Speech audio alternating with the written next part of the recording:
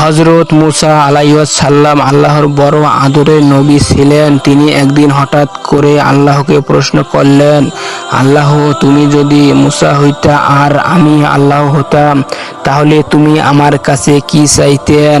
আল্লাহ তাআলা বললেন, মুসা, এটা কি হয় নাকি?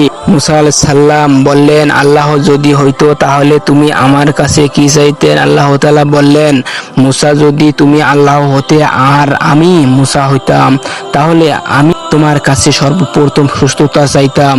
মুসা আলাইহিস সালাম বললেন, আল্লাহ, তুমি তো কোনো কিছু খাও না, যদি খাইতে তাহলে কি খাইতা? আল্লাহ তাআলা বললেন, আমি দুধ ও মধু খেতাম। মুসা আলাইহিস সালাম বললেন, আল্লাহ, তুমি যদি বসবাস করতে কোথায় বসবাস করতা? আল্লাহ তাআলা বললেন, আমি শহরেই বসবাস করতাম। হযরত মুসা আলাইহিস সালাম বললেন, আল্লাহ, এখন থেকে আমি দুধ ও মধু খাবো আর শহরেই বসবাস করব আর তোমার কাছে সুস্থতা চাইব।